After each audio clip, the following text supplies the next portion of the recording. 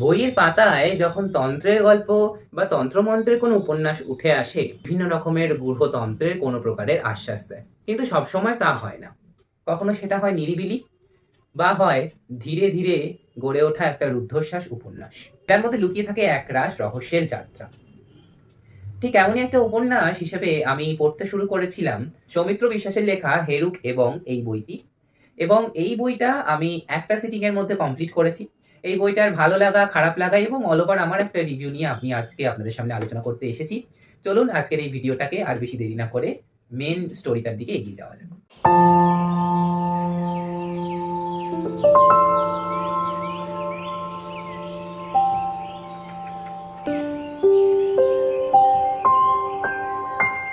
প্রথমেই বলি হেরুকের দাম এবং প্রকাশনীর ব্যাপারে।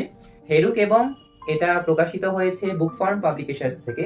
এটা প্রচ্ছদ অঙ্কন করেছেন অর্ক চক্রবর্তী এবং এটার ভেতরে যে অলঙ্করণগুলো করেছেন সেটি করেছেন গৌতম সরকার। বইটির বর্তমান মুদ্রিত মূল্য ৩৫০ টাকা এবং এটা একটা ছোট হার্ড কভার বাইন্ডিং বই, যার উপর একটা আলাদা করে জ্যাকেট কভার আছে, কিন্তু জ্যাকেট কভারটা এর সাথে অ্যাটাচ করা আছে। বইটিকে ঔপন্যাসিক উৎসর্গ করেছেন বাবা, তার মা, তিস্য এবং শম্পাকে। এই বইটির মধ্যে মোট পৃষ্ঠা সংখ্যা রয়েছে 240টি এবং এই বইটির পিছন দিকে একটি গ্রন্থ তালিকা রয়েছে, যে ঔপন্যাসিক কোথা থেকে পড়ে পড়ে এই বইকার তথ্যগুলো বা এই উপন্যাসের মধ্যে থাকা তথ্যগুলো আমাদেরকে দিয়েছে সেটার একটি গ্রন্থ তালিকাও রয়েছে। এবার আসা যাক এই বইটার প্লট নিয়ে। বইটার প্লট মূলত তন্ত্রকে ঘিরে, এবং আমি যতটুকু পড়ে বুঝেছি বইটার প্লট তন্ত্রমন্ত্র এবং তাকে ঘিরে গড়ে ওঠা একটা ছোট রহস্যভেদী একটা উপন্যাস।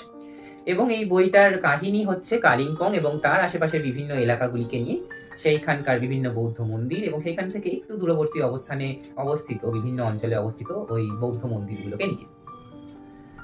এবার আসি এই উপন্যাসের চরিত্রগুলির উপরে। এই উপন্যাসের মধ্যে প্রচুর চরিত্র রয়েছে, প্রচুর পার্শ্ব চরিত্র, প্রচুর চরিত্রের সমাগম হয়েছে এই উপন্যাসে। তবু আমাদের সবাইকে মনে রাখতে হবে না, আমি যে কজনের মোটামুটি মূল উপলক্ষ বা উদ্দেশ্য খুঁজে পেয়েছি আমি তাদেরই কথা বলছি। তিনি হলেন সঞ্জয় বাবু, রাজীব বাবু, কুষণ, মিত্রা, রিয়া, এই মানুষগুলো। তো এদেরই আমি মোটামুটি কার্যকলাপ চোখে পড়েছে, আর বাকিগুলো না বললেও নয়। তো এবার আসি এই উপন্যাসের একটা সারসংক্ষেপের উপরে। যতটা পারছি শর্ট করে বলার এবং স্পয়লার ফ্রি ভাবে বলার চেষ্টা করছি। আমাদের উপন্যাসের পটভূমি কালিম্পং। এখানে রিয়ার পরিবারের একটা বাড়ি রয়েছে। রিয়ার প্রপিতামহ গৌরীকান্ত রায় এই বাড়িটি সেইখানে স্থাপিত করে গিয়েছিলেন, এবং সেই বাড়িটি নিয়ে বিভিন্ন ঝামেলা চলাকালীন রিয়া এবং তার পরিবার ঠিক করে যে কালিম্পংয়ে সেই বাড়িতে কিছুদিন কাটিয়ে আসবেন এবং সেই বাড়িটিকে বিক্রি করে তবে কলকাতায় ফিরবেন। তো যাই হোক, সেখানে পৌঁছানোর পর তারা জানতে পারে যে সেইখানে বিভিন্ন রকমের কুকাজকর্ম এবং এক প্রকারের তন্ত্রমন্ত্রের দল, সেই তন্ত্রমন্ত্রের দল বা গোষ্ঠী সেই বাড়িটাকে কেনার জন্য উঠে পড়ে লেগেছে এবং বারংবার তাদের বাড়িতে হানা দিচ্ছে বিভিন্ন কুকর্ম এবং বাজে কাজ করার মতলবে। তো তারা বিভিন্ন রকম উপায় তাদেরকে ভয় দেখাচ্ছে এবং তাদেরকে উচ্ছেদ করে দেওয়ার চেষ্টা করছে। শেষমেশ তারা জানতে পারে যে কেনই বা তারা এই বাড়িতে হানা দিচ্ছে, তার একটা ইতিহাস, যে সেই বাড়িটা নিয়ে একটা ইতিহাস ছিল সেটাও তারা জানতে পারে। এবং হঠাৎ করেই রিয়াকে সেই দল বা সেই তন্ত্রমূলক গোষ্ঠীটা কিডন্যাপ করে নেয়, যার নাম আমরা এখানে জানতে পারি হেরুপ্পা গোষ্ঠী। তো এই হেরুপ্পা গোষ্ঠীর লিডার, যে আসলে এই উপন্যাসের ভিলেন, রিয়াকে কিডন্যাপ করে নেয়। এবং রিয়াকে কেন কিডন্যাপ করা হয়েছিল বা রিয়াকে কিডন্যাপ করার পেছনে কি মূল লক্ষ্য ছিল বা নই বা এই বাড়িতে বারংবার হানা দিচ্ছিল সেসব জানতে আপনাদেরকে এই উপন্যাসটা পড়তে হবে। আমি বেশি কিছু বলছি না, কারণ একটা তথ্য দিতে শুরু করলে আরেকটা তথ্য এমনিই চলে আসবে, তো সেই কারণে একটা স্পয়লার হয়ে যাবে। যাই হোক, তো এই উপন্যাসটার মধ্যে যে দেবতাটা বা উপদেবতাটার কথা জানা যায় সেটা হচ্ছে হেরুক। হেরুক নামক একজন দেবতা। হরি হরি হরি বামনোদ্ভব দেবের একটা রেফারেন্স পাই এবং পরবর্তীতে জানা যায় যে হেরুক নামক একজন দেবতা এবং তার আরাধ্য বিভিন্ন দেবীরাও রয়েছেন। এবং সেখান থেকে সেই গোষ্ঠীটির নাম জানা যায় হেরুপ্পা গোষ্ঠী, যারা কিনা এই সমস্ত কাজকর্মগুলি করছিল। এবং তাদের হেডই হচ্ছে আমাদের এই উপন্যাসের ভিলেন। সেই ভিলেনকে শেষে ধরা যায় এবং শেষে ধীরে ধীরে ধীরে আরো বিভিন্ন কাহিনী উঠে আসে। এই হচ্ছে আমাদের উপন্যাস, সিম্পল ওয়েতে এগিয়েছে। এবার আসছি আমার একটা মতামতের উপর। একটা সিটিং এ কমপ্লিট হলেও এই উপন্যাসটার প্রতি আমার প্রচুর মিশ্র অনুভূতি কাজ করেছে। ভালো লাগাও রয়েছে, কিন্তু বেশিরভাগ দিকটাই হচ্ছে খারাপ লাগা। প্রথমে আসি ভালো লাগাটা। তো হেরুক সম্ভবত এর আগে আনন্দ পাবলিশার্স থেকে প্রকাশিত হয়েছিল, কিন্তু পরবর্তীতে চেঞ্জ হয়ে বুক ফার্ম পাবলিশার্সে মনে হয় চলে এসেছে। হেরুক 2023 সালে নতুনভাবে প্রকাশিত পায় হেরুক এবং বুকফং পাবলিশার্স থেকে। তো তার আগে অবধি মানে সম্ভবত আনন্দ পাবলিশার্স থেকে প্রকাশিত হতো এবং এটা যখনকার হেরুক যখন আসে তখন তন্ত্রমন্ত্র নিয়ে খুব একটা বেশি লেখার চল ছিল না। বিভূতিভূষণ বন্দ্যোপাধ্যায় এবং দেবদাস বন্দ্যোপাধ্যায় এবং তারপর গজেন্দ্র কুমার মিত্র সাধুসঙ্গ বাদ দিলে আমি যদি বলি তো তখন খুব একটা তন্ত্রমন্ত্র নিয়ে এরকম উপন্যাস, তন্ত্রের আলোচনামূলক উপন্যাস খুব একটা দেখা যায়নি। এখন তন্ত্রমন্ত্র নিয়ে বিভিন্ন রকমেরই উপন্যাস আসছে। তো সব উপন্যাসই যে ভালো হবে তার কোনো গ্যারেন্টি নেই, বা সব উপন্যাসই যে কালজয়ী আখ্যা পাবে তার কোনো কিন্তু গ্যারেন্টি নেই। এটা আমার একান্তই ব্যক্তিগত মতামত, এটা আমার একান্তই ব্যক্তিগত আলোচনা। তো ভালো লাগার দিক হচ্ছে এই উপন্যাসে প্রচুর বৌদ্ধতন্ত্র, বজ্রযানতন্ত্র এবং বিভিন্ন বৌদ্ধতন্ত্রের দেবদেবীর কথা উল্লেখ পাওয়া গেছে, যেগুলো আমি তন্ত্রমন্ত্রমূলক একটুখানি বই পড়তে বেশি ভালোবাসি বলে তো আমার এই বইটা তথ্যগুলো খুব ভালো লেগেছে এবং তাদের আরাধনা করা এবং যে ছোটখাটো ইলাস্ট্রেশনস গুলো আছে সেগুলো আর কি ঠিকঠাক আছে। তো তথ্যগুলো দেবদেবীদের কথাবার্তা কিংবা তন্ত্রের বিভিন্ন প্রসেস এবং বিভিন্ন রকমের মূর্তি, এইগুলো নিয়ে যে পড়াশোনা, এই তথ্যগুলো আমার বেশ উপযোগী বলে মনে হয়েছে আমার ক্ষেত্রে। এবার আসি এই উপন্যাসের খারাপ দিকগুলোর উপরে। খারাপ দিক বলতে প্রথমেই আমার কপিটার খারাপ দিকের কথা বলবো। প্লিজ বুকফর্ম পাবলিশার্সে যদি কেউ এই ভিডিওটা দেখে থাকেন, আমি জানি না এটা আমার কপির দোষ নাকি ওই লটেরই পুরো কপির দোষ। আমার এই ওইটার পিছনে প্রো পিতামহর জায়গায় প্রো মাতামহ লেখা আছে। তো একটুখানি প্লিজ আপনারা দেখবেন যে এটা আমারই কপির দোষ নাকি ওই লটটার যেটা ছিল পুরোটাই পুরো প্রো মাতামহ হয়ে গেছে। পড়ে বোঝা যাচ্ছে যে গৌরীকান্ত রায় কোনো ভদ্রলোকই ছিলেন, ভদ্রমহিলা ছিলেন না। তো এটা সম্ভবত একটা পুরুষ চরিত্র, নারী চরিত্র নয়। তো এটা প্রো মাতামহ লেখা আছে। আমি স্ক্রিনে মেনশন করে দেবো ভুলটা কোথায় আছে। তো সেই ভুলটা যদি একটুখানি মার্জনা করা যায় বা পরের বার পুনর্মুদ্রণ হওয়ার সময় যদি লক্ষ্য করেন এই ভুলটা একটুখানি, তাহলে এটা বেশ ভালো হয় আর কি। বলি এই গল্পের চরিত্রগুলো নিয়ে, যেমন বললাম যে এই গল্পের প্রচুর চরিত্র রয়েছে। প্রথম যখন উপন্যাসটা শুরু হচ্ছে, রিয়ার পরিবারের একসাথে 14 জনেরই আমরা একটা শর্টে পরিচয় পেয়ে যাই যে এ হচ্ছে ওর বাবা, উনি হচ্ছেন ওর মা, ইনি হচ্ছেন ওনার জামাতা, ইনি হচ্ছেন এনার ভাই, ব্যাস চলো ভাই গল্প শুরু হয়ে গেছে। এই যে ব্যাপারটা, এই নামগুলো মনে রাখতে খুব অসুবিধা। পরে কোন চরিত্র কিভাবে কাজ করবে সেটাও মনে রাখতে খুব অসুবিধা হয় প্রথম দিকে।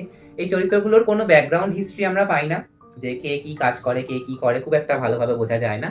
তো এই নিয়ে আর কি উপন্যাস শুরু হয়ে গেছে। তো আর এই যে এতগুলো চরিত্রের আমরা কথা শুনতে পেলাম বা জানতে পারলাম, এতগুলো চরিত্র আমাদের পরে কোনো কাজেই লাগবে না। খুব হাতে গুনে হয়তো 5-6টা চরিত্র কাজে লাগবে। তো এতগুলো চরিত্র ঢোকানোর বা এতগুলো চরিত্রকে নিয়ে কাজ করানোর কোনো দরকার আমার মনে হয় না ছিল।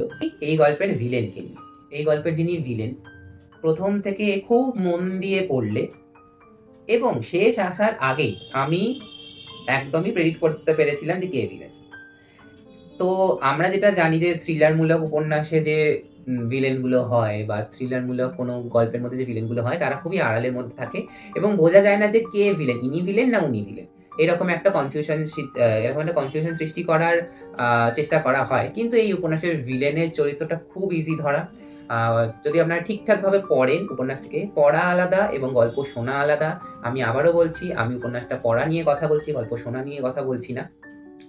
তো আপনারা যদি উপন্যাসটাকে ঠিকঠাকভাবে পড়েন, আপনারা শেষ আসার আগেই বুঝতে পেরে যাবেন যে এই গল্পের উপন্যাসটার মেন ভিলেন চরিত্র কে।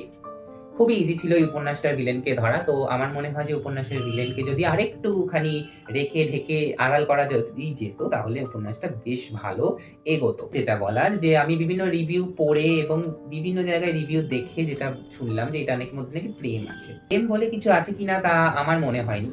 হ্যাঁ, একটা জায়গায় মনে হয়েছিল, শুরুর দিকে মনে হয়েছিল যে রিয়া কুষণকেই ভালোবাসে, কিন্তু দেখানো হচ্ছে এক আর শেষ হচ্ছে আর এক দৃশ্য দিয়ে। রিয়াকে কুষণের প্রতি একটা প্রথম দিকে দেখানো হলো যে তার একটা দুর্বলতা আছে কুষণের প্রতি, যেন মনে হচ্ছে সে কুষণকে ভালোবাসে, তার জামাইবাবুকেই ভালোবাসে, কিন্তু শেষ হচ্ছে যেভাবে সেইটা কিন্তু একেবারেই আনএক্সপেক্টেড ছিল যে এইখানে কোন একটা কি রেফারেন্স ধরে কোন একটা ভালোবাসার কথার উল্লেখ করা হয়েছে। তো প্রেমের নভেল হিসেবে, আদর্শ প্রেমের নভেল হিসেবে যদি আপনারা বলেন তাহলে এটা সেই রকম নভেল নয়। প্রেমের আমি কোনো প্রকারের গন্ধ বা নামগন্ধ কিছু পাইনি বাবা, আমি আমার দিক থেকে বলছি। তো শুরু করা হয়েছে একভাবে এবং শেষ হচ্ছে আরেকভাবে, এইরকম হচ্ছে এক অবস্থা আর কি উপন্যাসটার। তো প্রেম বলে কিছু এখানে আমি খুঁজে পাইনি অন্তত। আমি বলবো যে আমি উপন্যাসটা পড়ে খুব যে খুশি তেমন না, বাট সিম্পল স্টোরি হিসেবে একবার পড়ার জন্য ইটস ওকে। বাট হ্যাঁ, আমি এটা পড়ে তো নিয়েছি, বাট আমি দ্বিতীয়বার এই উপন্যাসটা খুলে আর পড়বো না, এরকম একটা অনুভূতি আমার মধ্যে কাজ করেছে। এটা একান্তই আমার ব্যক্তিগত মতামত। এর কোনো আভাস আমি বুঝতে পারিনি। আমি জানি না বিভিন্ন রিভিউতে যেগুলো আমি পড়েছি আরকি, রিভিউ পড়েই তো বইটা কেনা, যে বিভিন্ন রিভিউ পড়েছি সেখানে প্রেম কেন উল্লেখ করা হচ্ছে? বা এই ভিলেনের চরিত্রটাকে যদি আরেকটুখানি ধোঁয়াশার মধ্যে রাখা যেত, তো ভালো লাগতো। এবং যে চরিত্রগুলোর কথা উল্লেখ করা হয়েছে, এবং হ্যাঁ, আরেকটা জিনিস যে এই বইটার মধ্যে প্রচুর তথ্য আছে ঠিকই, কিন্তু বারংবার একটা জিনিসকে নিয়ে একই রকমের ঘুরিয়ে ফিরিয়ে তথ্য দেওয়ার মানে কিন্তু সেই তথ্যগুলোকে নতুনভাবে সাজানো নয়, পুনরাবৃত্তি করা নয়। আমরা যেমন স্কুলের কোনো পরীক্ষার ক্ষেত্রে বলি যে তুমি একটা পয়েন্ট নিয়েই বারংবার যদি ঘুরিয়ে ফিরিয়ে লেখো, তাহলে সেটা কিন্তু তুমি পয়েন্টটাকে ইনক্রিজ করছো না। সেখানে কিন্তু গিয়ে একটু বোরিং হয়ে যেতে পারে। তো সেটা আমার ক্ষেত্রে মনে হয়েছে। তো যেটা বললাম যে আমি হ্যাঁ, একবার পড়ে নিয়েছি, একবার পড়ার কথা। প্রচুর হাইপ ছিল একটা সময়। এখনো আছে ক্রেজ, বাট আমি অতটাও স্যাটিসফাইড নই। বাট হ্যাঁ, অ্যাজ এ গল্প হিসাবে এটা ওকে। বাট আমি পড়ে কাউকে সাজেস্ট করব এমন কিন্তু আমার মধ্যে কোনো অনুভূতি নেই। এই ছিল আজকের একটা ভিডিও। আজকের এই ভিডিওটি যদি আপনাদের ভালো লেগে থাকে, তাহলে আমার চ্যানেলটাকে সাবস্ক্রাইব করবেন, পাশে আসা বেল আইকনটি প্রেস করে দেবেন যাতে ভিডিও নোটিফিকেশন আপনার কাছে পৌঁছে যায়। ততদিন ভালো থাকবেন, সুস্থ থাকবেন, নিজের শরীরের খেয়াল রাখবেন এবং আরো বই পড়তে থাকবেন। Till then, stay safe and spread good knowledge. নমস্কার।